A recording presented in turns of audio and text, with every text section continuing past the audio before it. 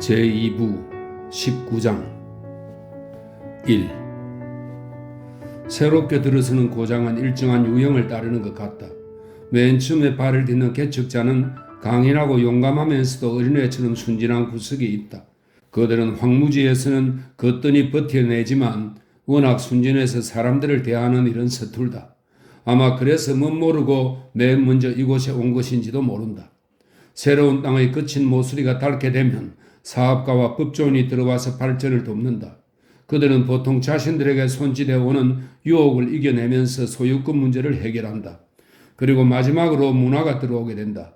문화란 오락과 위안이며 생활고에서 벗어나는 것을 의미한다. 그런데 문화는 어떤 수준에 도달하게 되면 그대로 존속한다. 교회와 사창가는 약속이라도 한 듯 동시에 서부 깊숙이 들어왔다. 만약 이 두 가지가 동전의 앞뒷면처럼 외양만 다를 뿐 본질적으로 같은 것이라고 한다면 사람들은 큰일 날 소리라고 기겁을 할 것이다. 그러나 둘 다 같은 것을 성취하려 한다는 점에서는 다를 게 하나도 없다. 교회의 찬송가와 예배와 기도문이 인간의 쓸쓸함을 잠시나마 위로해 준다면 사창가도 마찬가지인 것이다. 여러 교파가 서로 잘났다고 의기양양해하며 앞다투어 들어서기 시작했다. 그들은 빚을 지면 갚아야 된다는 법은 안중에도 없는 듯 100년 후에도 갚지 못할 돈을 들여서 교회 건물을 지었다. 여러 교파는 저마다 악과 열심히 싸우기도 했지만 서로 치고받고 싸우기도 했다. 그들은 교리 해석에 있어서도 논쟁을 거치지 않았다.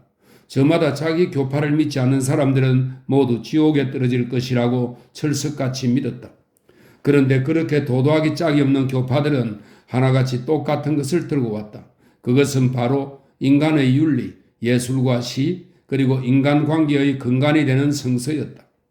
현명한 사람은 성서를 통해 각 교파 간의 차이점을 파악했다.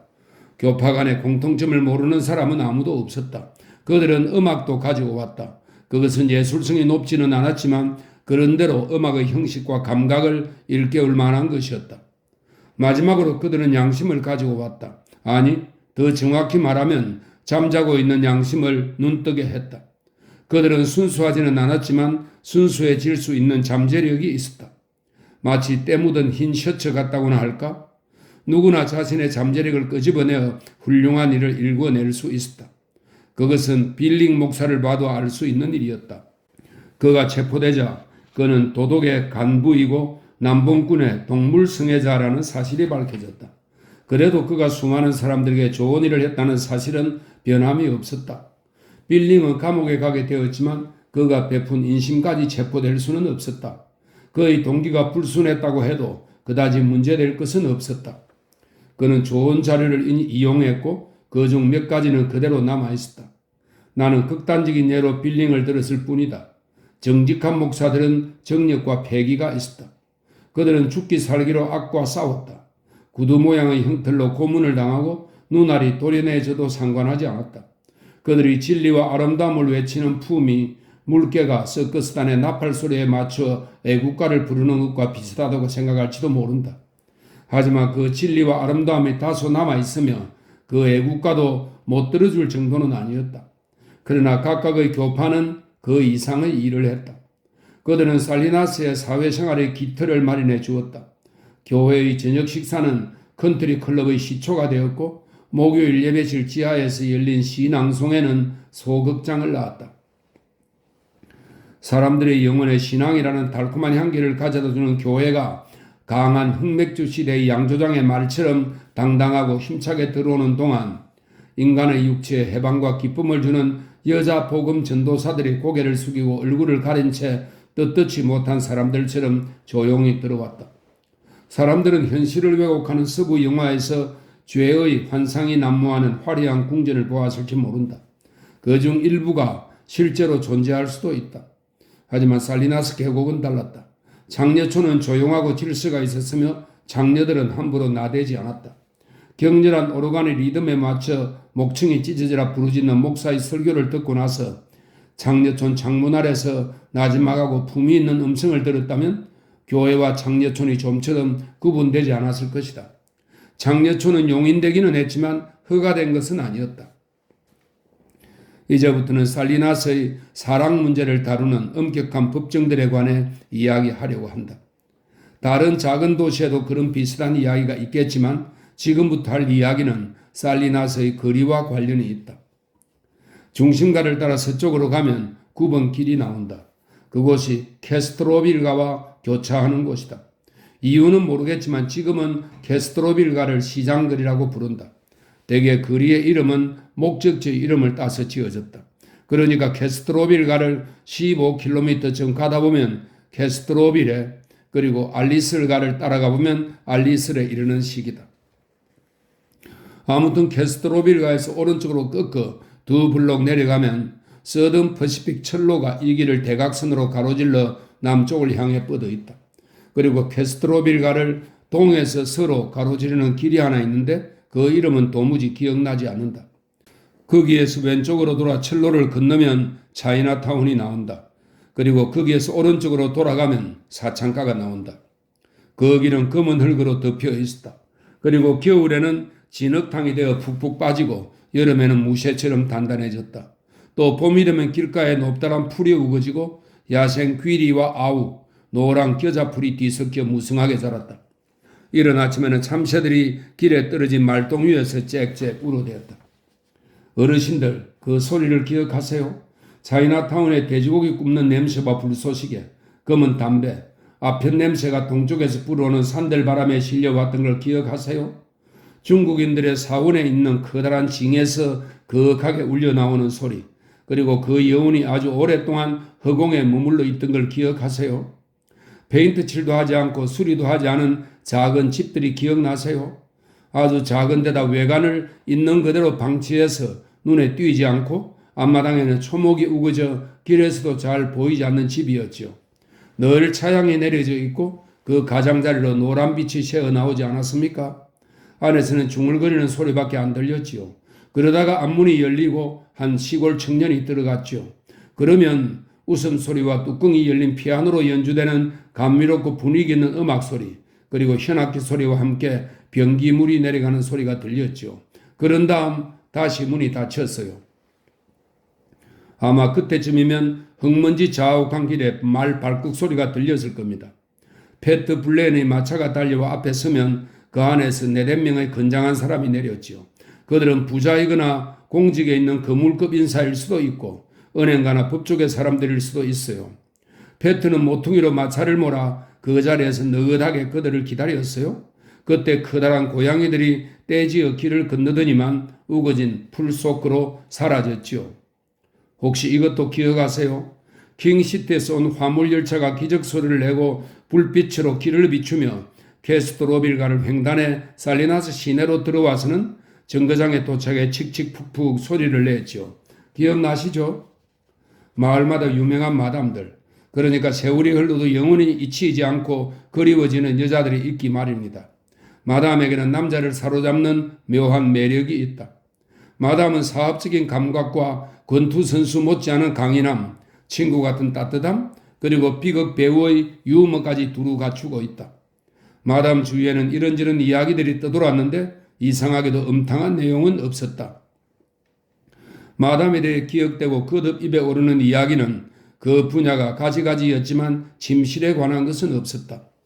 단골 손님들은 마담을 박애주의자, 의약권위자, 허풍선이, 그리고 자신들과는 살 한 번 썩지 않으면서 육체적 정감을 노래하는 여류 시인으로 여겼다. 살리나스에는 그런 멋진 마담이 2명 있었고 이들은 오랫동안 자신들의 위치를 지켰다. 한 여자는 제니였는데 그녀는 간혹 방귀쟁이 제니라고도 불렸다. 다른 한 여자는 롱그린을 운영하는 흑인 리그였다. 제니는 손님들의 편안한 친구가 되어주었고 비밀을 철저히 지켜주었으며 몰래 돈을 빌려주기도 했다. 살리나스의 제니에 관한 이야기를 하자면 책 한 권에도 다 담지 못할 것이다. 흑인 리그는 아름답고 위엄이 있었다. 머리카락 눈처럼 희고 어두우면서도 흐트러짐 없는 품위를 지니고 있었다. 그녀의 갈색 눈동자는 깊은 상념에 잠긴 철학적인 비애를 담은 눈빛으로 추한 세상을 내려다 보았다. 그녀는 자신의 유곽을 슬픔에 빠진 발기한 프리아포스의, 프리아포스는 그리스 신화에 나오는 남성 생식력의 신입니다. 발기한 프리아포스의 남근을 신으로 모시는 사당처럼 운영했다. 농담을 내뱉고 실컷 웃고 싶을 때는 제니의 유곽에 가서 돈을 쓰면 전혀 아까운 생각이 들지 않을 것이다. 그러나 여전히 쓸쓸한 기분이 가시지 않아 눈물이 날 만큼 세상에 대한 지독한 비탄에 빠져 있을 때는 롱그린만 한 데가 없다. 그곳을 나올 때는 굉장히 엄숙하고 중요한 일을 하고 나온 듯한 느낌이 들었다. 그것은 단순히 육체적 쾌락을 통해서 맛볼 수 있는 느낌이 아니었다. 그 느낌이 얼마나 강렬한지 니그의 검고 아름다운 눈이 며칠 동안 머릿속에서 떠나지 않을 정도였다. 그런데 페이가 세크라멘토에서 살리나스로 자리를 옮겨 개업하자 제니와 니그는 분노했다. 두 사람은 함께 손잡고 페이를 몰아내려 했으나 이내 버거운 상대임을 알았다. 페이는 어머니 같은 여자였다. 그녀는 젖가슴과 엉덩이가 큼직하고 마음이 따뜻했다. 그녀의 풍만한 가슴에 얼굴을 파묻고 마음껏 울고 싶으면 그녀는 다 받아주었다. 그녀는 괴로운 사람들을 위로해주고 달래주었다. 니그 집의 음울한 섹스나 제니 집의 떠들썩한 분위기를 좋아하는 사람들도 페이의 집을 멀리하진 않았다. 페이의 집은 사춘기에 접어든 젊은이들의 피난처 역할을 했다. 그들은 잃어버린 순결을 설패하면서도 좀 더 잃고 싶어 안달을 했다. 페이는 별 볼 일 없는 남편들의 길을 살려주었다. 그리고 불감증에 걸린 아내들을 치유해 주었다. 말하자면 그녀의 집은 계피 향기가 그윽한 할머니의 부엌 같은 곳이었다. 설사 페이의 집에서 성행위가 이루어졌다고 해도 다들 우연찮게 일어난 일이니까 용서가 된다고 생각했다. 살리나스의 젊은이들은 이 집에서 고통스러운 성으로의 길을 즐겁고 무난하게 들어설 수 있었다. 페이는 꽤 괜찮은 여자였다. 그다지 현명하지는 않았지만 매우 도덕적이고 조그만 일에도 잘 놀라는 여자였다. 사람들은 그녀를 믿었으며 그녀 또한 모든 사람들을 믿었다. 그녀를 알게 되면 절대 상처를 주고 싶지 않은 그런 여자였다. 그녀는 다른 사람들의 경쟁 상대가 될 수 없었다. 그녀는 보통 사람들과는 달랐다. 가게나 목장의 일꾼을 보면 그들의 주인을 알 수 있듯이 사창가의 여자들 또한 주인 마담을 닮아가기 마련이다. 마담이 그런 여자들을 고용하기도 하지만 훌륭한 마담은 자신의 개성을 살려 유곽을 꾸려가기 때문이다.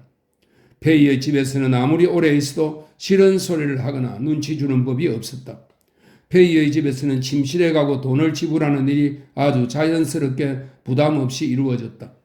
경찰이나 보안관도 그렇게들 알고 있었는데 대체로 그녀는 가게를 보란듯이 아주 잘 꾸려갔다. 페이는 여러 자선단체에도 많은 기부금을 냈다. 그녀는 병이라면 질색을 냈으므로 여자 종업원들에게 정기적으로 검진을 받게 했다. 그 때문에 주일학교 여선생을 상대할 때보다 페이의 집에 있는 편이 병에 걸릴 가능성이 더 적을 정도였다. 얼마 후 페이는 발전하는 살리나스에서 당당한 모범 시민이 되었다. 2. 페이는 케이트라는 여자를 보고 어리둥절했다. 케이트는 젊고 아름다웠으며 기품이 있고 제대로 교양을 갖춘 여자였다. 페이는 케이트를 자신의 깨끗한 침실로 데리고 가서 다른 장녀에게 하지 않은 여러 가지 질문을 했다. 케이트는 이런 일을 할 여자로는 보이지 않았다. 장녀촌의 문을 두드리는 여자는 늘 있었다. 페이는 그런 여자들을 한눈에 알아봤다. 그런 여자들은 하나같이 게으르고 앙심을 품고 있으며 음탕하고 불만에 가득 차 있거나 욕심이 많고 야심이 있었다. 케이트는 그런 부류의 여자가 아니었다. 내가 이런 것들을 묻는다고 언짢게 생각하지는 마. 아무래도 당신은 이런 곳에 올 여자 같지 않거든. 당신 정도면 남편을 얻어 대저택에서 편안히 마차나 타고 다니며 아무 걱정 없이 호강하고 살 수 있을 텐데 여기에 왜 온 거지? 페이는 통통하고 작은 손가락에 낀 결혼 반지를 빙빙 돌리며 말했다. 케이트는 수줍게 웃었다. 그건 설명하기가 좀 어려워요. 더 이상 묻지 말아주세요. 저한테 아주 가깝고 소중한 사람의 행복이 걸려있는 문제라서요. 부탁인데 그건 묻지 말아주세요. 페이는 진지한 표정으로 고개를 끄덕였다. 사정이 어떨지 알만해. 여기에도 자기 아기를 뒷바라지하는 여자가 하나 있었어. 그런데 오랫동안 아무도 그 사실을 몰랐지. 그 여자는 훌륭한 집이 있고 남편과 이런 하마터면 어디 사는지 말할 뻔했네. 입단속해야지. 당신도 애가 있지? 케이트는 흐르는 눈물을 감추려고 고개를 숙였다. 그녀는 목소리를 가다듬고 조용히 말했다. 죄송하지만 그거 말할 수 없어요. 괜찮아. 마음 쓰지 마. 차차 말해. 페이는 현명하지는 않았지만 어리석지도 않았다. 그녀는 보안관에게 찾아가 케이트에 대해 말했다. 무분별하게 위험을 무릅쓸 필요는 없었다. 페이는 케이트에게 무언가 문제가 있음을 알았지만 영업에 지장을 주지 않는 한 그건 페이가 상관할 바가 아니었다. 케이트가 사기꾼일 수도 있겠다 싶었지만 그건 아니었다. 그녀는 곧바로 일을 시작했다. 손님이 다시 올 때마다 한 여자만 찾는다면 거기에는 분명 무슨 이유가 있는 것이다. 꼭 미인이기 때문에 그런 것만은 아니다. 페이는 케이트가 이런 일을 처음 하는 것이 아님을 대번에 알아차렸다. 새 장녀가 들어오면 두 가지 사실, 즉 일을 제대로 할지 그리고 다른 여자들과 사이좋게 지낼 것인지를 알아두는 게 좋다. 성미가 고약한 여자가 들어오면 하루도 편한 날이 없다. 페이는 두 번째 문제에 대해서는 전혀 걱정할 필요가 없었다. 케이트는 성격이 쾌활했다. 그녀는 다른 여자들의 방 청소를 도와주고 아픈 여자들을 돌봐주었으며 그들의 고민을 들어주었다. 또 애정 문제에 대해서도 조언을 해주었고 수중에 돈이 있으면 그들에게 빌려주기도 했다. 그녀는 어느 모로 보나 흠잡을 데가 없었고 그 집의 모든 사람들에게 아주 좋은 친구가 되었다. 케이트는 굳은 일이나 고된 일을 마다하지 않았다. 그러면서 손님들도 끌어들였다. 어느 정도 시간이 지나자 정기적으로 그녀를 찾아오는 단골 손님들도 생기게 되었다. 그녀는 인정도 많았다. 그 집 여자들의 생일을 기억해 두고 선물과 케이크도 준비했다. 페이는 보물이 저절로 들어온 것이라고 생각했다. 그 세계를 잘 모르는 사람들은 마담 노릇이 쉽다고 생각한다. 그들은 마담들이 큰 의자에 편안히 앉아서 맥주나 마시다가 장녀들이 벌어들이는 돈의 절반을 챙긴다고 생각한다. 그렇게 생각한다면 큰 오산이다. 마담은 집안의 모든 장녀들을 먹여 살려야 한다. 장을 보고 요리를 하는 일은 결코 만만치가 않다. 게다가 세탁 문제는 호텔보다도 더 복잡하다. 마담은 장녀들의 건강을 챙기고 그들이 가능한 한 행복한 생활을 할 수 있도록 책임져야 한다. 그중에 몇몇은 신경이 날카로워지기도 한다. 마담은 여자들의 자살을 최대한 막아야 한다. 장녀들은 그 중에서도 특히 나이든 여자들은 면도칼을 휘두르며 소란을 피우기도 한다. 그런 일이 생기면 가게의 평판이 나빠진다. 이처럼 마담이 하는 일은 그리 호락호락하지 않다. 더구나 지출이 많아지면 손해를 보기 십상이다. 페이는 케이트가 장보기와 식사 준비를 돕겠다고 나서자 그녀에게 그런 일까지 할 짬이 있을까 걱정하면서도 기뻤다. 그런데 케이트가 그 일을 도맡아 한 지 한 달 만에 식사 메뉴도 좋아지고 식료품비도 3분의 1이나 줄었다. 그리고 케이트가 세탁소 주인에게 무슨 말을 했는지 세탁비도 갑자기 25%나 줄었다. 페이는 그동안 케이트 없이 어떻게 꾸려왔는지 상상이 안 갈 정도였다. 늦은 오후 영업을 시작하기 전에 두 사람은 페이의 방에서 차를 마셨다. 케이트가 목조로 된 이곳에 페인트 칠을 하고 레이스 커튼을 단 후로 방안이 훨씬 아늑해졌다. 장녀들은 이 집 주인이 하나가 아니라 둘이라는 것을 깨달았다. 그럼에도 장녀들은 케이트가 스스럼 없이 대하기 편한 사람이라 좋아했다. 케이트는 장녀들을 악착같이 부렸지만 나쁜 뜻으로 그런 것은 아니었다.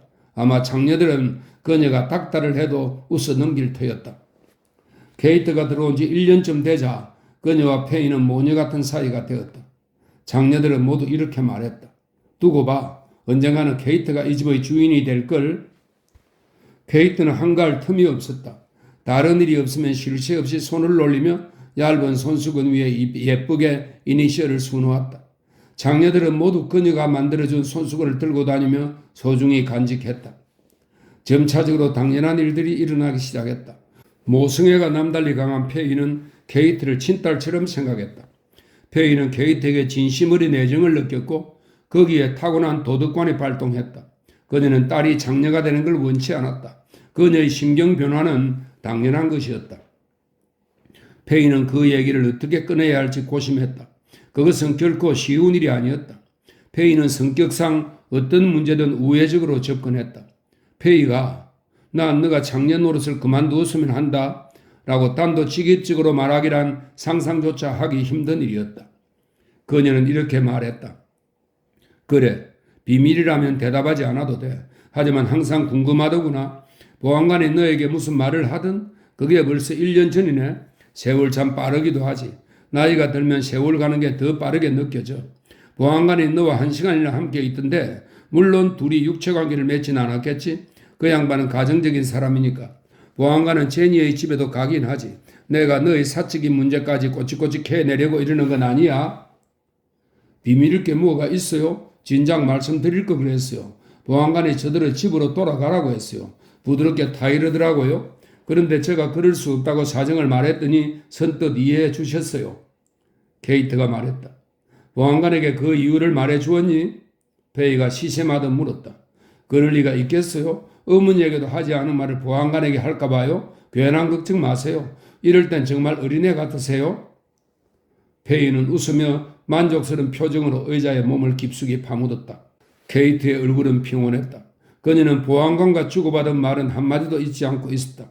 그녀는 보안관을 좋게 보았다. 보안관은 솔직한 사람이었다. 3. 보안관은 그녀의 방에 들어와 문을 닫은 뒤 노련한 수사관처럼 예리한 눈으로 방 안을 휘둘러 보았다. 그러나 신원을 알 수 있는 사진이나 개인 소지품은 하나도 없었고 있는 것이라고는 옷과 신발뿐이었다. 그는 등나무 흔들 의자에 앉았다. 의자가 작아서 엉덩이가 의자 양옆으로 조금 삐어져 나왔다. 그는 양 손가락을 모아 쥐고 자기가 하는 말이 별로 대수롭지 않는다는 듯 담담하게 말했다. 어쩌면 그녀는 보안관의 그런 태도에 마음이 움직였는지도 모른다.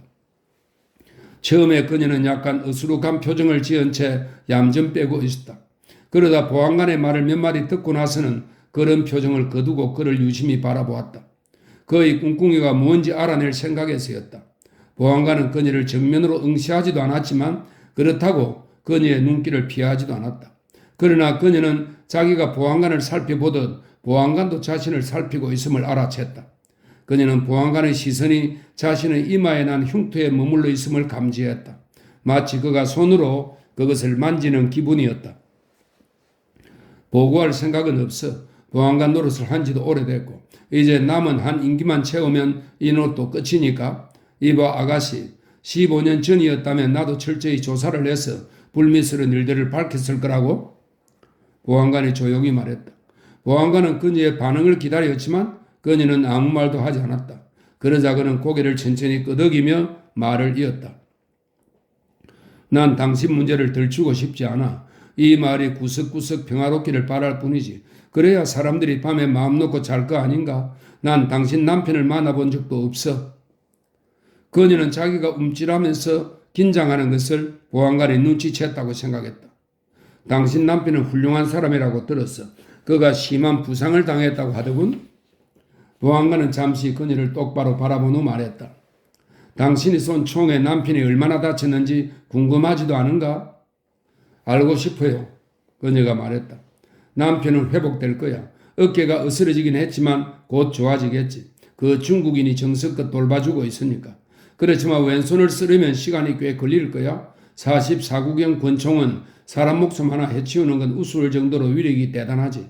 중국인이 돌아오지 않았으면 그는 출혈 과다로 죽었을걸? 그리고 당신은 나와 함께 감옥에 있을 테이고. 케이트는 숨을 죽이고 보안관이 무슨 말을 할지 귀를 기울였지만 그는 더 이상 아무 말도 하지 않았다. 죄송합니다. 그녀가 나지막이 말했다. 보안관의 눈초리가 날카로워졌다. 당신이 난생 처음 저지른 실수이니 죄송해야 할 것도 없어. 예전에 당신 같은 사람이 있었어. 그자는 12년 전 군 감옥 앞에서 교수형을 당했지. 당시엔 여기서 교수형을 집행했거든. 그 작은 방에는 검은 마호가니 침대, 오목한 그릇과 주전자가 놓인 대리석 세면대, 그리고 간이 변기가 있는 공간으로 통하는 문이 있었다.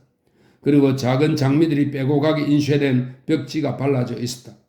작은 방은 방음벽으로 된 것처럼 조용했다. 보안관은 어린 천사 3명이 그려진 그림을 물끄러미 바라보고 있었다. 머리와 곱슬머리, 맑은 눈, 그리고 목이 있어야 할 곳에 비둘기 날개만, 그것도 날개 한쪽만 그려져 있었다. 그가 얼굴을 찌푸렸다. 이런 집에는 영 안 어울리는 그림이군. 예전부터 있던 거예요. 케이트가 말했다. 이제 예비신문은 끝난 모양이었다. 보안관은 허리를 쭉 펴고 양손을 떼더니 의자 팔걸이를 잡았다. 그러자 빠져나왔던 엉덩이가 약간 들어갔다. 쌍둥이 아기를 두고 나왔더군. 갓난 사내 애들을.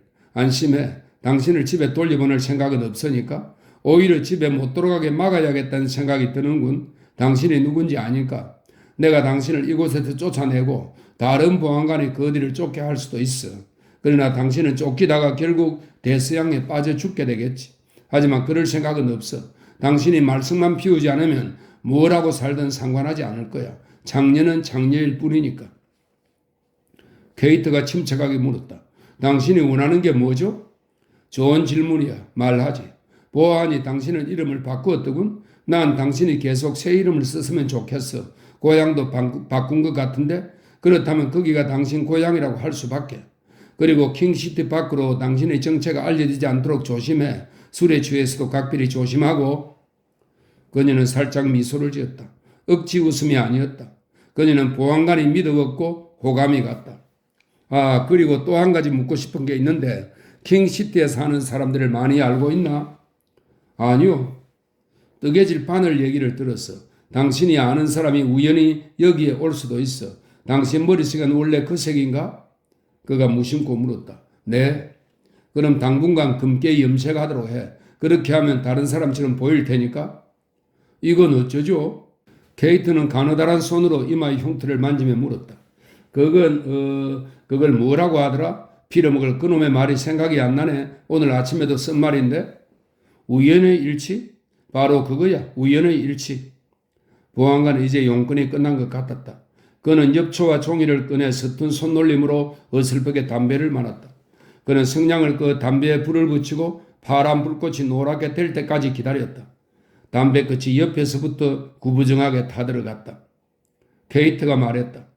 협박을 하시진 않을 건가요? 어떻게 하실 거죠? 만일 제가 그런 일은 없을 거야. 만일 일이 그 지경까지 된다면 나도 더 이상한 사정을 봐줄 수 없지. 아무튼 당신이 어떤 사람이든 또 어떤 행동을 하고 어떤 말을 하든 드레스크 씨와 그 아이들에게 해를 입혀서는 안 돼.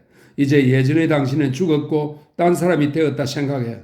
그러면 우리는 아무 문제 없이 잘 지낼 수 있을 거야. 보안관은 일어나서 문 쪽으로 가다가 돌아서서 말했다. 내게 아들 녀석이 하나 있지. 올해 20살이 돼. 코가 부르지긴 했지만 덩치가 크고 잘생겼어. 누구에게나 호감을 사는 녀석이야. 난 그 애가 이곳에 오지 않았으면 해. 페이에게도 말해두겠지만 그 애가 여기 오면 제니네 집으로 보내. 보안관은 문을 닫고 나갔다. 케이트는 자기 손가락을 내려다보며 씩 웃었다. 4. 페이는 의자에 앉은 채 몸을 틀어 호두가 박힌 갈색 캔디를 하나 집었다. 그러고는 입안 가득 캔디를 물고 말했다. 케이트는 페이가 자기 마음을 훤히 들여다보고 있는 것 같아서 불안한 생각이 들었다. 아무리 봐도 마음에 안 들어. 그때도 얘기했지만 다시 봐도 그래. 넌 금발이 더 어울려. 왜 염색을 했을까? 알다가도 모르겠네. 염색을 하니까 얼굴이 창백해 보이지 않니? 페이가 말했다. 케이트는 엄지손가락과 집게손가락으로 머리카락 한 올을 살짝 뽑는다. 케이트는 아주 영리한 여자였다. 그녀는 사실을 아주 교묘하게 돌려 말했다. 말씀드리고 싶지 않았어요. 사람들이 저를 알아볼까봐 불안했거든요. 나 때문에 피해를 보는 사람들이 생길 테고. 페이는 의자에서 일어나 케이트에게 다가가 뺨에 입을 맞추었다. 착하기도 하지. 생각이 참 깊구나. 페이가 말했다. 차 좀 드세요. 제가 끓여올게요. 케이트가 말했다. 케이트는 방에서 나와 부엌으로 가면서 손으로 뺨에 묻은 립스틱 흔적을 지웠다. 페이는 다시 의자에 앉아서 호두가 통째로 박힌 캔디를 집었다.